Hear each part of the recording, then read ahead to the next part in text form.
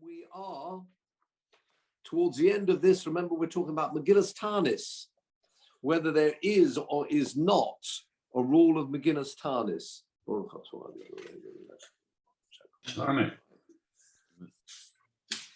Remember, Megillas Tanis was a listing they had. They were called, in, I suppose, inverted commas, happy days. These were the happy days. And we spoke about that Yud Ches Amud Beis, where it was forbidden to fast because miraculous events had happened, happy days, happy events had happened. Included in that list is Hanukkah and Purim. And there were days where fasting was forbidden. Many of them actually, Hespedim were forbidden. And the question is, with the destruction of the Beis HaMikdash, do all those dates now become available for fasting if necessary? Do you remember, during the time of the rebuilding of the Beis HaMikdash, the second Beis HaMikdash, or when it was rebuilt, all the fast days became happy days because we were saying, yes, previously we'd been fasting because of the destruction of Beis HaMikdash. As it's rebuilt, they become semi-Yom Tov. And then also we had this list of all these other days that it's forbidden to fast because I say they're happy days, happy events that happened. Now, with the destruction of the second Beis HaMikdash, do all these days disappear? Disappear meaning it's now permitted to fast on those days? Or is it only dates which are linked to the Beis HaMikdash? Those days are fast days, but other dates you can have. So we weren't sure, and we didn't get to a conclusion last week. Let's have a look now at Yud Tes Amud Aleph. Just over halfway, just under halfway down. Beginning of the line is Kedivrei Torah. Have you got Kedivrei Torah? Must be 15 lines down or so. And there's another question coming up, and hopefully we can get to the end of this subject. Says the Gemara, Masiv Rav Tuvi Bar Masna. There you are. Rav Tuvi asks a strong question. Massive, a very powerful question from a Gemara that comes up in Tanis. And the Gemara says the following, beginning of the line, Be'esrin v'tamnayo, I suppose best. What is Esrim? Esrim is 20. Esrim Tamai Bay, sound like normally it'd be like the 28th day. Osus Besursa. Yeah. Have a look at Rashi. Be'esrim v'tamnayo Bay is talking about Adar. And of course, we know in Adar we've got Purim. Then it tells us on the 28th day, Ba'adar koi b'Megillas Tanis. In Megillas Tanis, there's a reference to the 28th day of Adar. Back now to our Gemara. Beginning line, Be'esrim v'tamnayo Bay. Osus b'sursa tovsa. Good news came through. Li hudoi to the Jews. Next line. De lo yi'idun me'oraisa. What does that mean? Have a look at Rashi translating it for us. The beginning of the line. De lo yi'idun min oraisa. What's oraisa? Again, it's in Aramaic. So oraisa means the Torah. And what's this word yi'idun? Have a look at Rashi.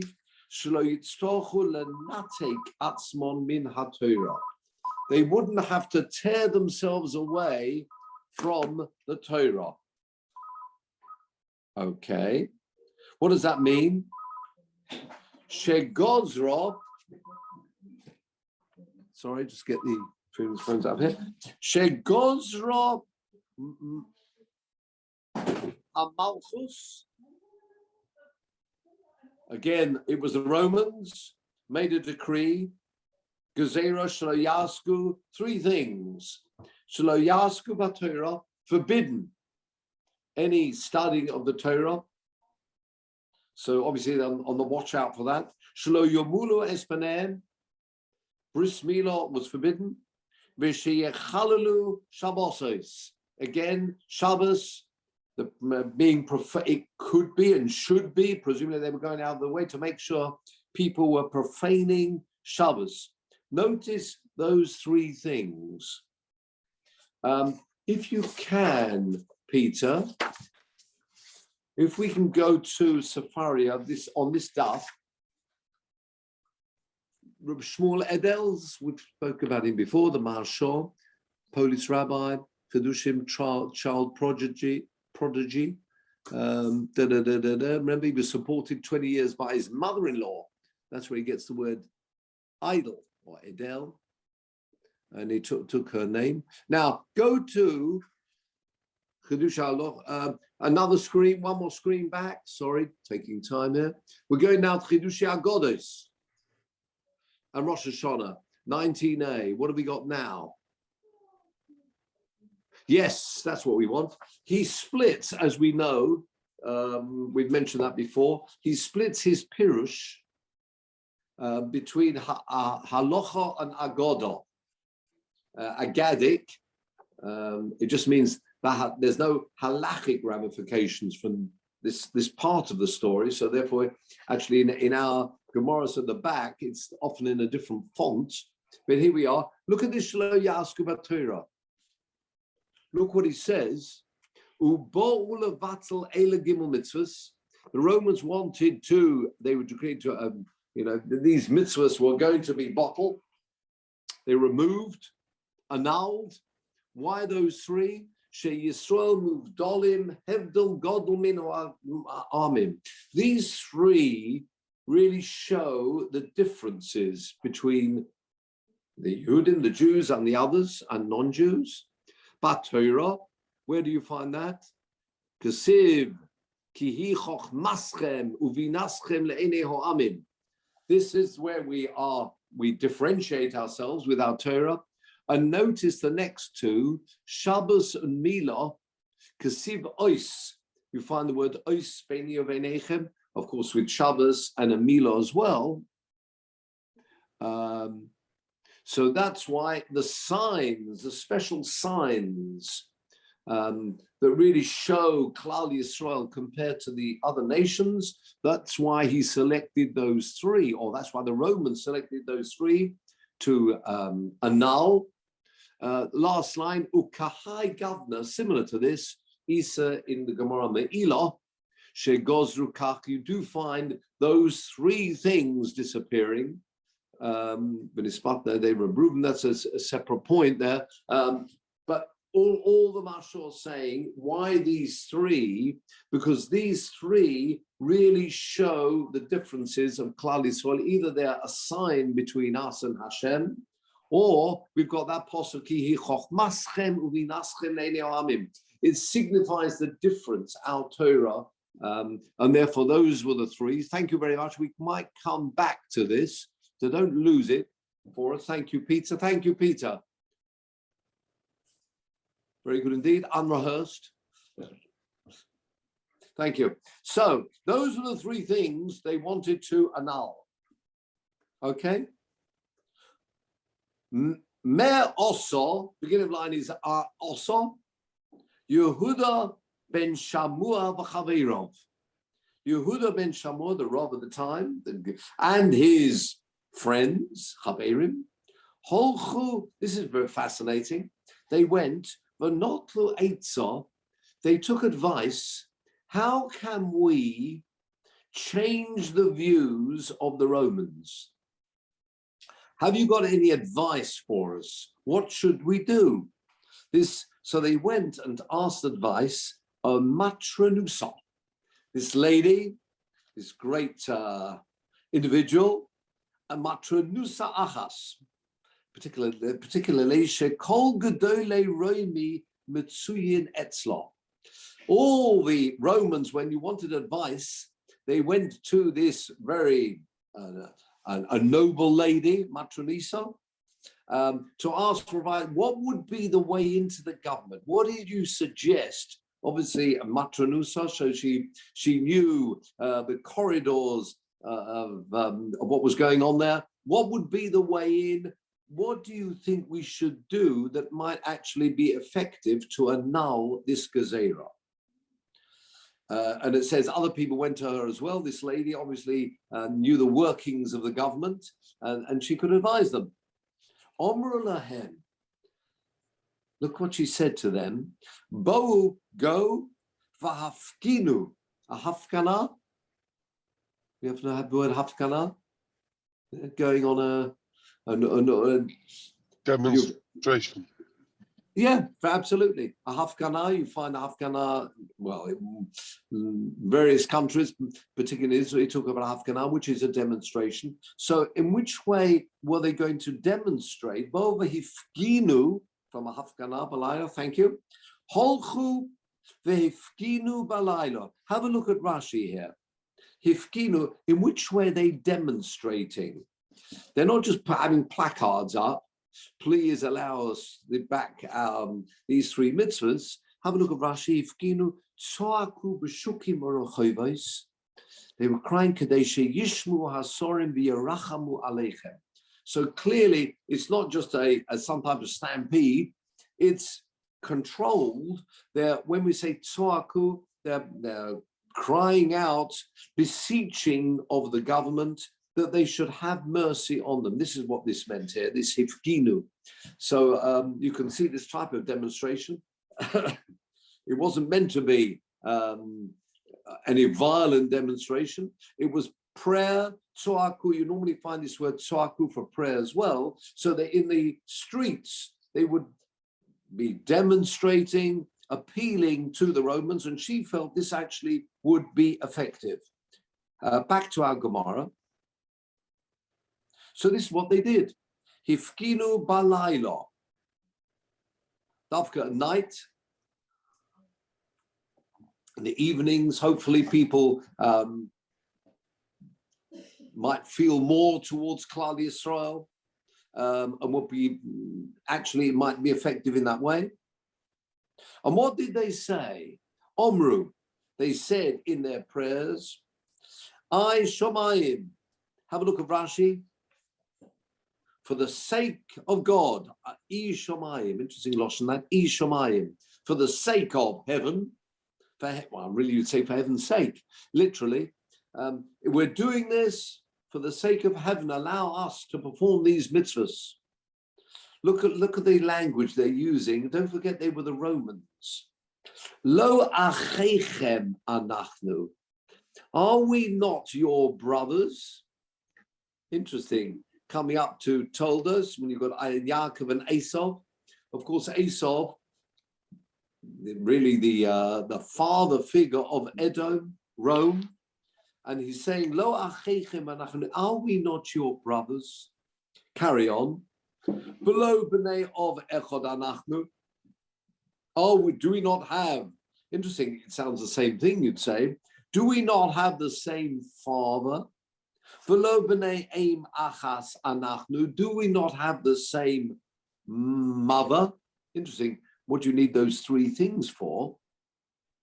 We'll come back to that in a moment. Just another line of the Gemara.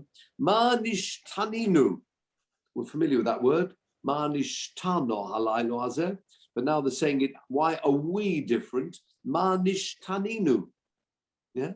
Why are we different? Mikol umma v'loshen. From every nation, from every tongue. Sha'atem goizrim oleinu gezeiros koshos. That you make these difficult, hard, harsh decrees. And actually, it was successful. Can I start something, Norman? Yes. I mean, there's no comment about this Roman noblewoman. Can you imagine nowadays if there was some halachic question, they all went to seek the advice of, I don't know, some lady of the town or something like that? No, sir. I do remember on many occasions going, well, wasn't me, speaking to Margaret Thatcher and asking her what would be the best way to get through certain decrees that were happening at the time. The famous ones on Shrita. My father would go and speak to this noble lady. Yes, she was the prime minister, but and she knows what to do. And absolutely. What was the way forward? What would be the best way to annul? There were various things going on, some of them public, some of them that actually didn't get to the publicity, which was the idea. And yeah, if a lady's in that position and she's, heading a government or not, corridors of power, then why not? It would happen. It could happen today as well. Had a lady prime minister or lady in the government. Why not? And I say, and it would happen today, or not that long ago. So with these three things, it's fascinating. Have a look, if you don't mind, Peter, the next comment of the Marshal of Shlomo Edel's. That last that you had up. Thank you very much.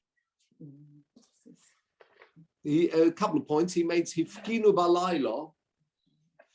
He's talking about this demonstration at night. The Tzoakol B'chiyaf, they're crying at night. Interesting, it's the cries. Balayla Yose Nishmas would be heard more. L'Rachain, that's what she felt. In fact, it was successful. Remember, we got the pasuk Bochai Sifke Balayla, crying out at night. If it's with sincerity, can be very effective. Now look at the next piece.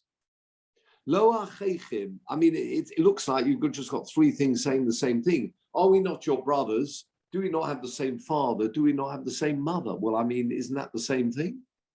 Have a look at the Mashor here. Noktu Gimel L'Shonos.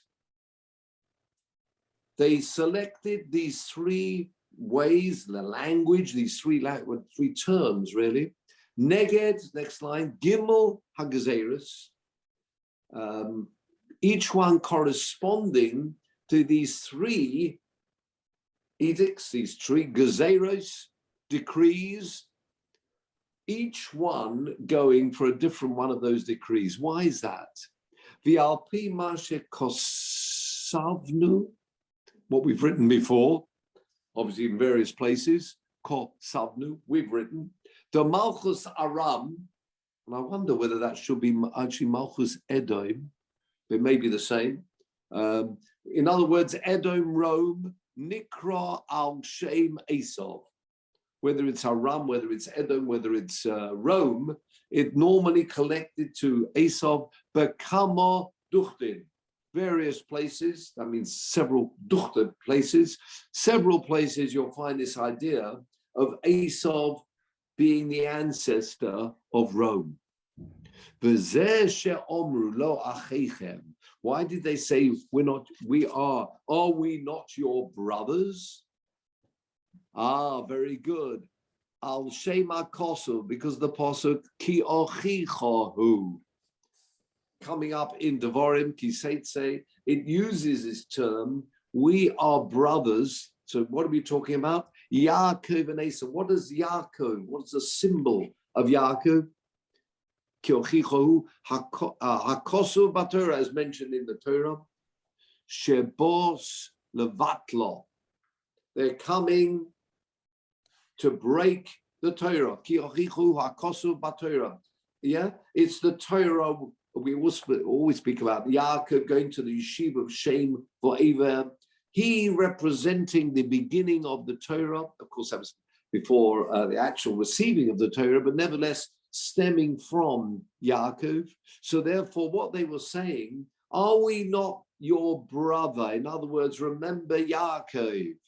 Next, V'lo b'nei of Echod. Are we not coming from the same father? That means the father of, who was the father of Esau and Yaakov?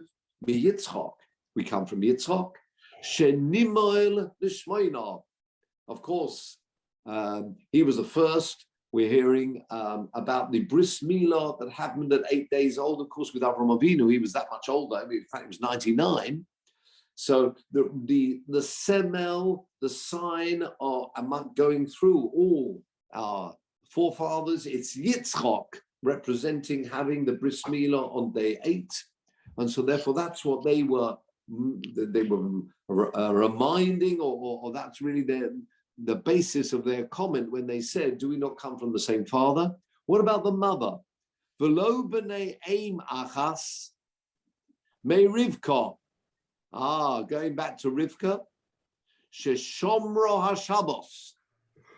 Observing Shabbos, of course, that again was before the actual giving of the Torah. Kamosha Kosov. Remember the pasuk we saw. Vayiviyeho Yitzchak Ohela. Yitzchak brought Rivka back last week, Sedra. And when he brought Rivka back, one of the things he saw was the Ner Doluk El Shabbos Lelel Shabbos. He saw the effect of the candle lighting on Shabbos, the light of it being felt throughout the whole week. That was with Rivka. So again, there's a remez here. They're hinting at this mitzvah of Shabbos. Okay? Thank you very much, Peter. Mervyn wanted to make a comment. Please. Yeah. It seems we're trying to have it both ways. So on the one hand, it says three things. Well, you see, they distinguish. They're the things that separate Israel from the Ummah Olam. And yet now we're arguing and saying, are we not all these sons of the same father? Are we not all actually one family? So it's actually there's a bit of a tension there, isn't there? So a bit of a. What do you mean? No, they wanted them to be annulled. And yeah, what we're saying so their demonstration was, how can you say this? We're all part of, are we not brothers? And yet we've just said, you've just brought out previously that what's special about these three mitzvahs is because they show the distinction, the separation of Israel from. You're quite. So in other words, what you're saying, you've got both things happening here. Yeah, you're saying, yes, we are brothers, but we're brothers. Allow us as brothers, as our forefathers did, to continue on with the customs that we've had. That's what we're saying. They want to separate us. What they're saying is this: there was always a Yaakov and an Esau. They're saying we're going to remove these differences and we will all become part of Esau. Join us as part of Esau. We don't want these differences. And we're saying these differences go back to the very beginning of time, where we are still one brother. We're meant to be a Yaakov and an Esau together with a Rivka and a Yitzchak, etc., and allow us to lead our path. And we're brothers, as they did then. And you continue in whichever path you like, but allow us to continue as our forefathers did as brothers. So what they're saying, they wanted to annul these mitzvahs, to remove the points that actually differentiate between us, and we should all become part of Esau. That's their view. And our view is no, you're an Esau, we're a Yaakov. It was always like this from the beginning of time, and let it continue to be so. So you're right. You've got their two opposing arguments going on here. They're saying, no, we're not having that other half. And we're saying we're brothers and we've always been brothers. Allow us to continue in our path. You continue in your path as it's always been from the beginning of time. That's really what we're saying. Yeah. And back to our Gemara. So they were successful. And we're trying to bring this as a proof. Continue the Gemara. Beginning line is koshos. 7 lines up. Ubitlum. And they annulled the decrees were annulled, or one decree with 3 parts to it. It was annulled. And this is the crucial part that we need. Va'osa hayom osu yomtov. They made that into a Yom Tov, and it appears in the Megillas Tanis, the 28th of Adar, a happy day, no fasting. Now, just 1 minute. The Esau, question from David. The Romans shared this kind of biblical heritage, or saw themselves in this way as actually being descended from Esau? Well, that was the advice they were getting from the Matronisa, and it seemed to work out. I thought the Roman legend was that Rome was descended from Romulus and Remus. And go back from there? Well, I'm not sure they did. I don't know how much the Bible was it wasn't part of the. No, you're quite right. You're right. you would have expected maybe a different approach. What this Matronis was saying is, if you mention these points, and it looks like that might be a successful way to carry through, and you'll get your success that way. Okay, but I suppose it's a question of how you read what she said that they should chant. Oh yeah, how much of that she'd said or not, Because yeah. you could read this as meaning sort of Martin Luther King, you know, we're all brothers, we're all human. You can read it like that. Yeah, you can, yeah, I absolutely. suspect that's more likely to be the way that if the Romans received it sympathetically, it's Yes, more likely that was why they received it sympathetically. Could be, but you're right. We're saying that, as you're saying, that sounds like the simple pshat in the Gemara. Absolutely. What the Marshal is saying, though, deep down, there's something else going in there. Why we're mentioning that, and maybe those points we weren't actually divulging to them at the same time, because that's why it's couched in those terms. So you may well be right. What we're really saying, we're appealing to them. Oh, you know, befriend, you know, a bit of rachamim and kindness from you. Where deep down what we're saying, and maybe that was the message that got out amongst the amongst the Jews themselves. This does not mean that if they're, you know, we're meant to befriend them really. You know, beware, otherwise we will end up, you know, removing these mitzvahs by default. So yeah, no, absolutely, as you're saying, you're right. The simple way, yes, we're appealing to kindness from them. Common humanity. I'm sorry? Common humanity. Yeah, absolutely. And it looks like appealing at night, and yeah, but deep down, this looks, according to the Marshal, that's why I'm mentioning these 3 points. And then, you know, like a message to Klal Yisrael, remember these 3 things, that's really where we are different, and make sure if we're successful in this, that they are maintained. Yes, but good point. Yes. Can I ask a similar question, really? The Maharshal, his first explanation of why the Romans chose those 3 things, Torah, Milah, and Shabbos, derive that from Sukkim. I mean, do we really think that the Romans chose those 3 things because they saw in the Sukkim about them being ostios? Surely they chose the 3 things that they wanted to stop. Absolutely. But why? No, I think what the Marshal is saying is, why is it that those 3 things are the 3 mitzvahs, and we find that constantly, those are the 3 mitzvahs that they want to remove. And the Marshal is giving a reason why, because they are the differences. That's where Klal Yisrael stands out, and you find that throughout the ages. So whether they knew, you know, from the Psukim or not, those are the 3 mitzvahs which actually do set us aside, set us apart. And the Marshal is giving the reasons why, out of all the 613, going back over the years, it's always been those 3, because those 3 are where they feel, if they're trying to break down the barrier and trying to bring Klal Yisrael, you know, to move towards the Romans and the Romans' way of life, why there've been those 3, and the Marshal just giving the sources for that. But yeah, that's why it would have happened throughout, and that's why they would be going for those 3, because that's always the 3 significant mitzvahs which differentiate us. Yeah, thank you. So, what now? Back to our Gemara. So what happened after all that? Another Yom Tov, another date in Megillas Tanis. So 1 minute, another date in Megillas Tanis. Back to our Gemara. If you think that when the Beis HaMikdash was destroyed, Botlo Megillas Tanis, all the dates have gone. There are no special dates to add to Megillas Tanis anymore. In fact, all the ones that are there have been annulled.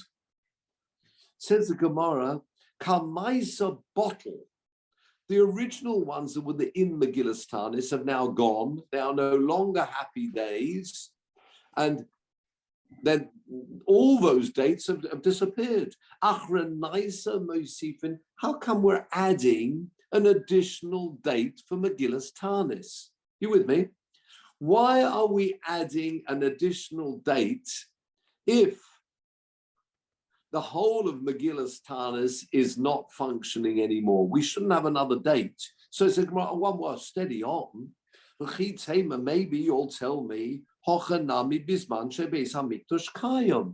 maybe Botla Megillas Tanis. But you know why this date's been included? Because this happened when the Beis HaMikdash was still in existence. Do you understand? We're trying to bring a proof from the fact that this date was added to Megillas Tanis, that lo Botla Megillas Tanis. Therefore, it's still in existence, and therefore a new date was added. Says the Gemara, no. Maybe nowadays, since the destruction of the second Beis HaMikdash, Botla Megillas Tanis. But this date was added when the Beis HaMikdash was still in existence. With me? So there's no proof from here the fact that you are adding an additional date, the low Botla. Maybe really Botla Megillas Tanis. But this is one of these earlier dates. Says the Gemara, you can't say that. Well, Yehuda ben Shamua, do you remember he was the rabbi involved here? The senior rabbi and his friends. It was Yehuda ben Shamua. He is Talmidoi shel Rabbi Meir. He is a Talmid of Rabbi Meir, and Rabbi Meir was Bossa Hochi Havi. Rabbi Meir was after the destruction of the Beis HaMikdash. Now, if this Rabbi Yehuda ben Shammua was his Talmid, he again was after the time of the destruction of the Beis HaMikdash. Nevertheless, we're adding dates. If we're adding a date, this seems to prove that lo Botla Megillas Tanis, right? Very good. Why are we adding a date after the Beis HaMikdash? All the dates have gone. You're not going to add further dates. And the Gemara will have to prove that Rabbi Yehuda ben Shammua indeed was a Talmid of Rabbi Meir. But before we do that, we've got a nice Rashi here explaining how we know that Rabbi Meir himself was after the Beis HaMikdash. So those people who like some charts, here's a good one you might want to draw up. Rabbi Meir Bossa Chur ben Hava. Have you got the Rashi? Rabbi Meir was after the destruction of the Beis HaMikdash. How do we know that? Says Rashi. Worth remembering this Rashi or referring to it when you need. Kama Doiros. Have you got this Rashi? Halfway down the page. He was after the Beis HaMikdash, the destruction of the Beis HaMikdash, Kama Doiros. Actually, quite a few generations. Why? Let's see how this works. Who was the Nossi of the time of the destruction of the Beis HaMikdash? Says Rashi, Dobi mei Rab Yochanan ben Zakkai Chorav Habayis. We always talk about the takonos Rab Yochanan ben Zakkai instituted after the destruction of the Beis HaMikdash. He took over, Rab Yochanan ben Zakkai. Of course, we find him in Pirkei Avos with his 5 Talmidim. But Rabbi Yochanan ben Zakkai, in fact, there will be Mishnayos about what they did after the destruction of the Beis HaMikdash, particularly with the Mitzvah of Shofar. Where could you blow the Shofar? We found other things when they talk about the Mitzvah of Lulav. Lots of things Rabbi Yochanan ben Zakkai instituted. He was at the time of the Beis HaMikdash, the destruction of the Beis HaMikdash. Now, if you go to Pirkei Avos, where it talks about the Talmidim of Rabbi Yochanan ben Zakkai, his 5 main Talmidim, you'll find Rabbi Lezer Talmidai. Rabbi Lezer is a Talmid of Rabbi Yochanan ben Zakkai, who himself is at the time of the Beis HaMikdash destruction. Then you go one down, Rabbi Lezer. Carry on. Talmidai Hoyo. Rabbi Akiva Talmidai shel Rabbi Eliezer. Rabbi Akiva is a Talmid of Rabbi Lezer. Could omrinon b'shilhi arba misas. As you find, what's shilhi? Actually, the interesting word shilhi. The word shilhi in Aramaic means when you're tired. You're getting tired. It's a way of saying I'm getting towards the end of the perek. Interesting way of saying it. B'shilhi arba misas is a perek of arba misas in Sanhedrin. So again, Rabbi Yochanan ben Zakkai, he's one of his Talmidim, Rabbi Lezer. A Talmud of his, Rabbi Akiva. Next line. And Rab Meir was Talmidoi shel Rabbi Akiva.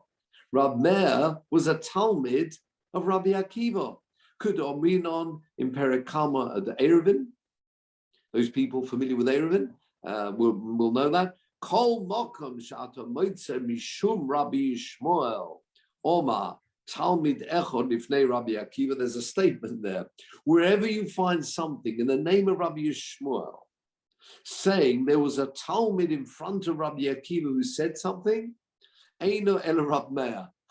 That statement is always Rabbi Meir. But one thing for sure, you do see from there that Rab Meir was well after, in fact, as Rashi said at the beginning, he was well after the destruction of the Beis HaMikdash. That's all very nice. But our Gemara said, we've also found that the Rav that we're dealing with here, who is Rabbi Yehuda ben Shamua, was Rab Meir's Talmud. Says the Gemara, how are we going to prove that one? Says the Gemara, Rab Meir Bossa Hochi. Sorry, let's take it up a couple of lines.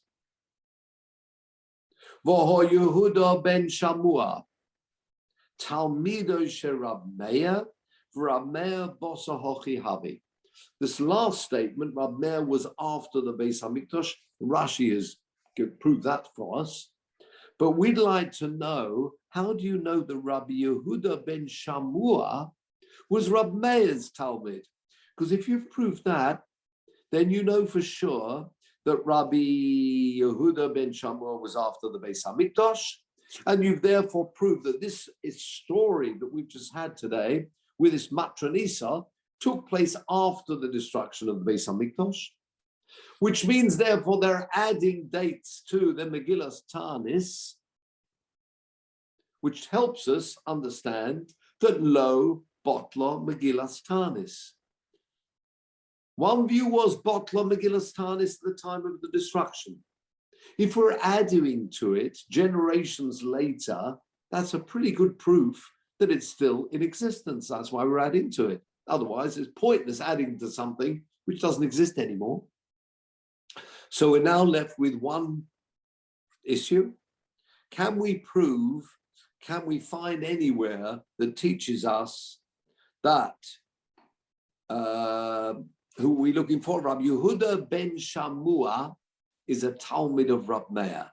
Says the Gemara, yes. This time we've got a Mishnah. So you're really searching here.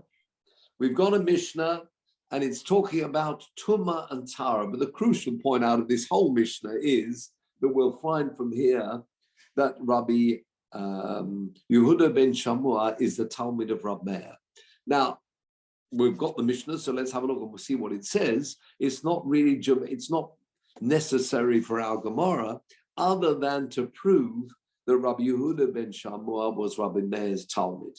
But we've got the Mishnah. Let's see if we can understand it. Disnan. Kli zechuchis. If you have a vessel made of glass, shenikvoi. What's nikvoi? It gets a hole. And we'll explain a perforation. We'll understand this in a moment.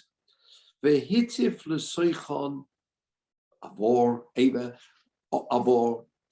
What you're doing is you're pouring into it a metal to, obviously, you've got the hole.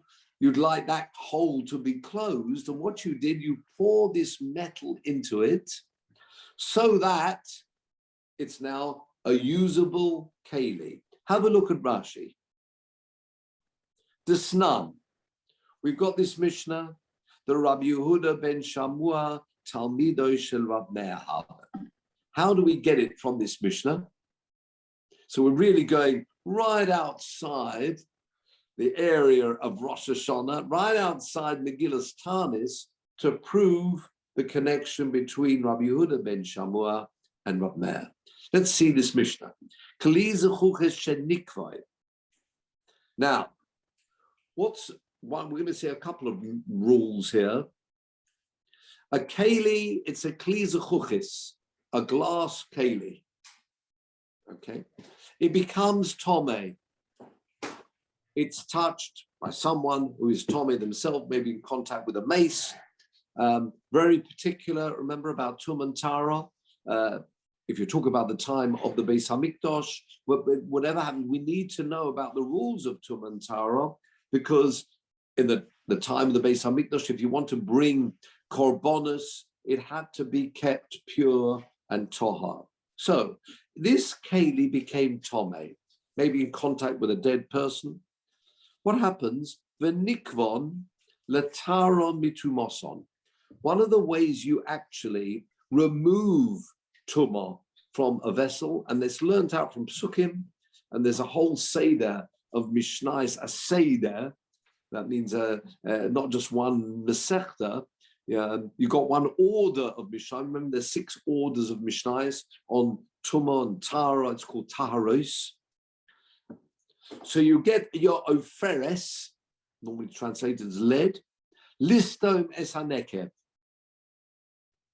Listom, you want to close the hole. Yeah? So what you've done, you've poured the metal into the keli because it had a hole in. So again, what happened? You had a keli which was tomei, a glass keli. By placing a hole in it, it removes the tumah. Amazing. Tumah's gone now. What are you meant to do though? It's a keli with a hole. If you close the hole by utilizing metal, the question is, strictly speaking, that keli is now tohar and remains tohar. If, however, you've, say, closed the hole, if it's made of metal, then the tumah returns. Look at this. What have you done here? You've got this glass keli, which was tomei.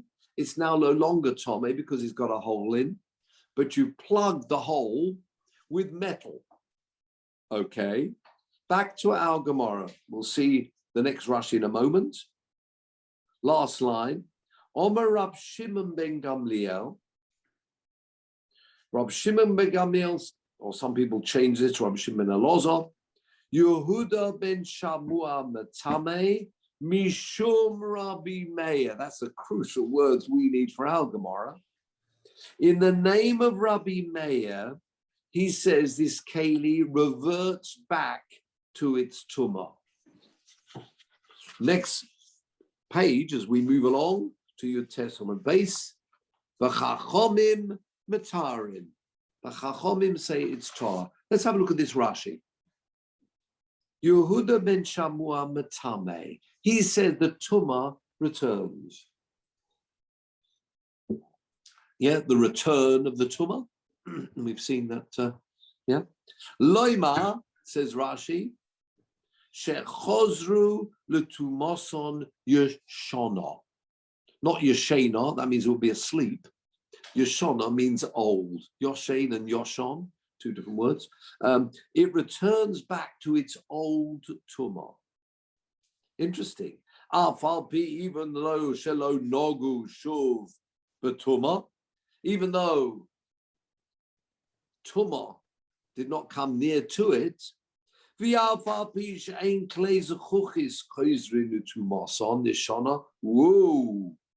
See, the rule is the following. The Gemara says in Shabbos, although we mentioned before that kalim that have holes in, yeah, they're tomei, a hole, the tumah goes. If the keli, the hole is plugged with metal, if the whole keli was metal to start with, and it's plugged with metal, then the tumah returns. If it's glass, you get a hole in. There, the rule is, because Minatara, I don't want to go through all the rules here, but there's a different rule for glass than other metals. It does not fall in the group. Actually, there's a posuk that tells me about the metals. Metals become tome. Metals lose their tumah if there's a hole in the keli. Glass is not in that list. The Chachomim said, however, glass, people get confused, glass will be added to the list. And if a glass keli becomes tome, it can become tome, even though the Torah says that's only relevant to metals. So again, metal becomes tome. What would happen? How do you remove the tumah? By making a hole. However, if it's plugged back with metal, plugged up with metal, the tumah returns. Glass is not in that list. It's different. It's not in the Torah as far as tumah and tara is concerned. Glass has the following rule. Although midrabanan, a glass vessel can become tome, and it will lose its tumah by having a hole placed in it, made in it, the tumah will not return if you plug the hole with glass. You with me? Hope I haven't lost everybody here. Continue Rashi. Shlo gozru chazoras tumah. This reverting back of tumah is midrabanan. And they said they're only applying this rule to metals, but not to glass.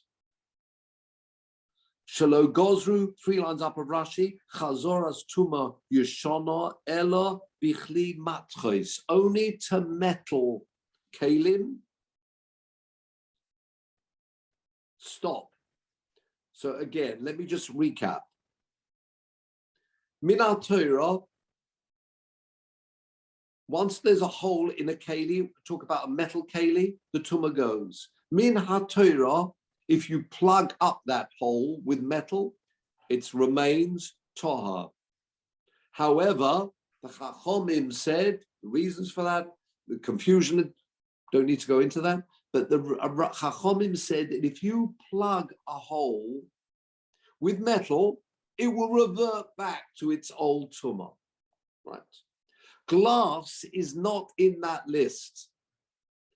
Glass, therefore, they said, that if you had tumah to a glass keli, glass vessel, it gets a hole in, the tumah goes. Even if you plug up that hole with glass, that's fine. The tumah will not return. Okay? Now, what about the following example? I've got a glass keli. It's tome. It gets a hole in it. Maybe I make a hole in it, which I'm allowed to do to remove the tumah. What should I do? I could plug up that hole with glass and I'd be happy. It would not revert back to its tumah. But you didn't do that. You got some metal and you plugged it, if you know what you're doing, and you plug up the hole, you're sousing that hole with metal. Now what happens? Do you say that without the metal, this keli couldn't be used, and therefore it's equivalent to a metal keli, in which case the tumah comes back? Or do you say, no, at the end of the day, it's a glass vessel. It's true. I've closed up the hole, I've plugged the hole with metal, but it's a glass keli, and therefore, although I plugged the hole, as it's a glass vessel, the tumah does not return. You with me? That's the argument in the Gemara. And Rabbi Yehuda ben Shammua says, in the name of Rabbi Meir, obviously if he's equating the name of Rabbi Meir, he must be after Rabbi Meir. And he's quoting Rabbi Meir. It sounds like he's the Talmud of Rabbi Meir. That's what we really needed this for. He says it actually is Tome. Have a look at the last couple of lines of Rashi. 2 lines of Rashi. Hani nami. These kalim as well, if they're glass kalim, perforated with a hole, and what have you done? You've plugged up the hole with metal, says Rashi, hoel avor, it's not even avor, ma'amidoi, kekeli matchas domi. What is enabling this kli zechuchis to be a container? It's the plugging up of the hole. Well, that you did with a metal. You did it with lead. So if it's done with metal, it's considered a metal keli. Have a look at the last couple of words of Rashi. Tahakol holech acha hamamid. Everything will follow for whatever it is that's enabling it to be a container. We know what's enabling it to be in a container. The fact that you plugged up the hole. So therefore, says Rabbi Yehuda ben Shammai in the name of Rabbi Meir, this is Tomei. The next page, v'chachomim matarim. Why are the chachomim matarim? Because they say, what is this keli? Is it a glass keli? Is it a glass cup? Or is it a metal cup? Well, you'd say it's a glass cup. If it's a glass cup, you do not follow the fact that it's been plugged up with metal. It is a glass container, and therefore the tumah would not return. Now, that's a very interesting Mishnah, but what we learn from it and what we need from it is just the person who's actually made the statement. And the statement was made in the name of Rabbi Yehuda, Mishum Rabbi Meir, in the name of his teacher, Rabbi Meir. We've just seen Rabbi Meir came after the time of the Beis Hamikdash. Yeah? If we've got the quote here from Yehuda ben Shammai is quoting, so we know he came after the destruction of the Beis Hamikdash. And it was in his time that we had this whole story of the Matronisa, where they added an additional date to Megillas Tanis, which shows it came in this additional date very late indeed. So we now seem to have proved that Megillas Tanis is not bottled. Do you understand? Because we still seem to be adding dates to it. Says the Gemara, this is the concluding piece, gentlemen. Says the Gemara, in fact, Tanoihi. The statement, I know we've seen an example here of an additional date added, but in fact, says the Gemara, it's a machlokas tanoim, whether Megillas Tanis was annulled or not. Oh yes, says the Gemara Tanoihi. Look at this. The Sanya Hayomim Ha'elu. This is a brisa, quoted only here. Hayomim Ha'elu. These days that are mentioned in Megillas Tanis, Haksuvim in Megillas Tanis. Very explicit. Bein Bisman Shabeis Hamikdash Kayim. Whether the Beis Hamikdash is in existence, Bein Bisman Shein Beis Hamikdash Kayim. Asurim, they are forbidden to fast on those days. Divrei Rabbi Meir, the great Tana Rabbi Meir. Again, as we've seen before, he comes after the Beis Hamikdash. He is saying those dates continue. And therefore, of course, his Talmud will be adding another date because lo, botla, Megillas Tanis, all those dates are forbidden to have fast or hespedim. If sadly there was a Levaya, hespedim would be forbidden on those days. Rabbi Yossi, the Tana, says no, it's not true. In fact, it's pointless adding extra dates. Bisman shebeis hamikdash kayim asurim. Those dates mentioned in Megillas Tanis, those happy days, that's true, they are happy days, no fasting, no tanesim, and no hespedim. When the Beis Hamikdash is in existence. Why? Bisman shebeis hamikdash, beginning of the line, 5 down. Kayim asurim, mipnei shesimcha hi lohem. They were happy days. All the fast days had been annulled. Happy days, time of the Beis Hamikdash. But ein Beis Hamikdash kayim, if the Beis Hamikdash is not in existence, mutorim. All those dates are permitted to have fasts on them. They are permitted to have hespedim on those dates. Mipnei she'evel hu lohem. All those dates, remember the original fast, we saw it in the Novi, They're there, they're back in existence. It's a time of Avedus for everybody. And therefore, we do not have that, what we're saying here, we do not have dates where it's forbidden to fast and have Hespedim other than those dates that appear in the Torah. For example, Yom Tov, Shabbos, Yom Tov, and we said Rosh Chodesh.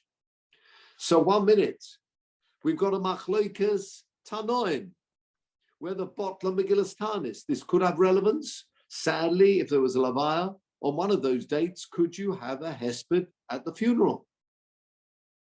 If it's Rosh Chodesh, we know for sure, no Hespedim. Says the Gemara, the Hilchasa, Botlu. The conclusion is, the halacha is Botlu. Continue the Gemara, the Hilchasa, lo Botlu. There's another statement that they were not Botel. Oh, what is going on here? Says the Gemara, Kasha Hilchasa, Hilchasa. Well, 1 minute, there's one of these statements is wrong. There's somebody is misquoted. You cannot tell me there's a halacha they are bottled, and there's also halacha they are not annulled. Are they? Aren't they annulled? What's going on here? Says Gemara lo kashe. Kam b'Chanukah uPurim, kam b'Shah Yomeh. On Chanukah and Purim, which were dates mentioned in Megillas Tanis, and we explained before because of the Pirsum, everybody knows dates of Hanukkah, dates of Purim. Not only do people know dates, there are particular mitzvahs attached to those dates. They're Pirsume Nisa. Those dates remain, and in fact, they are forbidden. Sadly, if there was a Levaya on Hanukkah or Purim, there would be no Hespedim. There's no fasting on those days. But the rest, B'Shah Yoma, all those other dates, like, for example, the one we came across today, which was the 28th of Adar, and all the other dates mentioned in them, are Botel. Now, Peter, please, if you could go back to the first page, have a look at Halacha. No, we're going to go right back to the beginning, so you'll have to go back a couple of screens here. Oh, there we go. Tanakh, Talmud, Halacha. Go down to Halacha, please. Thank you. Can you... Halacha. We want Shulchan Aruch. And we want chapter, we want Orach Chaim. Up, up, up. There you go. And we want chapter 573. Thank you very much. There we are. Now, this is meant to be, is it English? It looks like you might not have this in English. Isn't that funny? Because you pressed the button for Aleph and A, and he doesn't want to translate Simon 573. Not quite sure why, because if you scroll down to 574, it is translated. For some reason, 573 isn't. Doesn't matter. We'll try a translation. Up, bottom again. Yes, chapter 573. And the halacha is about Botla Megillas Tanis, Ubo Seif Echad. It's all about the Megillas Tanis, or the annulling of Megillas Tanis. And there's only one paragraph in this whole chapter. And here it is. Hilchasa. The halacha is Botla Megillas Tanis. V'chol hayomim, all those dates, haksuvim ba, muta lisanes bohem. The kolshken, remember we discussed in the Gemara, what about the day before and the day after? Of course, the day before and the day after have gone as well. We did discuss this point. Remember about the days before and the day afterwards, to add strength to those days. They, in fact, extended it outwards the day before and the day after, but that's all gone. Continue the Shulchan Aruch. Chutz, Chanukah, and Purim. She'osa lis anos bohem ba'atzmom. Avol, but seeing as they are the only two that remain in this whole list, lifneim le'acharem, the day before and the day after, muta lis muta. And then, of course, v'chein Shabbos, Yom Tov, Rosh Chodesh, Mutorim. Where are we up to? Oh, sorry. The Shabbos Yom Rosh Chodesh Mutorim Lifnei Menacharem. Well, there's no fasting on Rosh Chodesh, no fasting on Yom Tov Shabbos, but the day before, on the Sunday, Friday, the day before Rosh Chodesh, day after Rosh Chodesh. In fact, we are now into the day before Rosh Chodesh. We're now into Thursday, which is the day before Rosh Chodesh on the Friday. Their fasting would be allowed on those days. And that really is the concluding piece on the subject. And with that, gentlemen, we conclude this subject about Megillas Tanis, because we've reached the colon, or the two dots, if you like. So that's good news. And we move back to our Mishnah, all being well, next week. With that, gentlemen, I wish you all well. I hope everybody is well. Norman, a question. Well, question from Charles. Yes. Yes.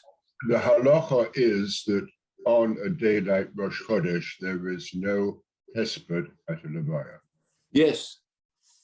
But we have all, I am sure, been to a levaya that falls on Rosh Chodesh. And the Rav gets up and says, today is Rosh Chodesh.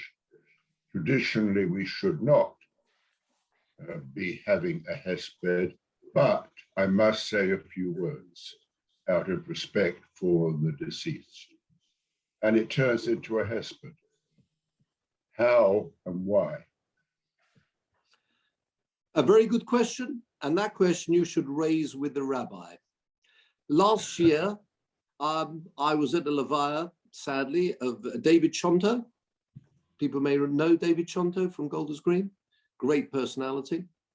And at the levaya, Rabbi Yisrael Meir Greenberg from Munks stood up and said, now, 1 minute, was it Hanukkah or Rosh Chodesh? I think it was Rosh Chodesh. I think it was Rosh Chodesh. I can't remember the date. Whatever it was a date when Hespedim were forbidden. And he said, in respect to the person who's passed away, I'm not going to give a hesped. And he specifically said, yes, there are ways around this. I know David Chonto wanted to keep according to the halacha, and therefore I am not, in respect to the mace, I'm going to keep the halacha for him. Just like there are plenty of other halachas that we'll be keeping for the mace at the time of the funeral. One of the halachas is, in respect of the mace, I'm going to keep the halacha and not give any hespedim. Yes, what they did at the time of the shloshim, or maybe during the shiva, they would have hespedim, but they kept very much, and there are a lot of places they do that. If you do find a rabbi who's actually saying, in respect of the mace, I'm going to give a hesped, then you can query it with him afterwards and just ask the question, how does it tie up with the Shulchan Aruch? And ask him whether they're actually going to, in respect of the mace, maybe do other things at the funeral too. But that's a question you want to raise. Maybe I would do that privately though, rather than doing it publicly. So and that's, I think, an answer to you, Charles. And yeah, a lot of places, that's what they'll do. That is the halacha in respect of the mace. At the shloshim, when the shloshim comes around, that is when they will actually have hespedim. And said a lot of places do that. But you're right, there are people who do, or they just say, I'm going to have this is not a hesped, these are just words of, what shall I say? They call it in Hebrew, divrei preda, words of saying goodbye. So yeah, people do it. I'm sorry, perhaps I'm being a bit too strong here, but yeah, there are people who do that. But you can query it with them and ask them that question. Wouldn't the person who passed away prefer that we actually keep the halacha? Wouldn't that be a respect to the mace? And maybe on the shloshim, that's when we can have everybody can meet up on whether we do it directly or on Zoom or during the shiva. But yes, I can't say anything more than that. I'm sorry. But then perhaps I'm not being in the position of that, rabbinical position, I don't have that nisoyon, that test. But yet, no, it's a good point you've raised. But without wishing to be silly and to pursue the point, if the Levaya is on Rosh Chodesh, yes, the Shloshim is likely, or there's a chance that will be Rosh Chodesh as well, isn't it, or not? But anyway, look, I mean, it's just a minor point. I mean, he'll never get his no. You're right. You're right. It's a good point. I was thinking, yeah, if it turned, then you'd have the Hespedim on a particular day. I was thinking, well, like Hanukkah, Purim, whatever it would be, then you'd have to watch out. Yeah. So what they do? They select the day. I didn't mean specifically the Shloshim. Shloshim is a very obviously an opportunity. If you're right, it depends how it falls. You've got a 29-day month. It may or may not be on that day. Otherwise, you'd have another date for Shloshim. Sorry, you'd have another date that you'd make for the Hespedim. But don't they alternate, Norman? I mean, it's generally 29-30. So No.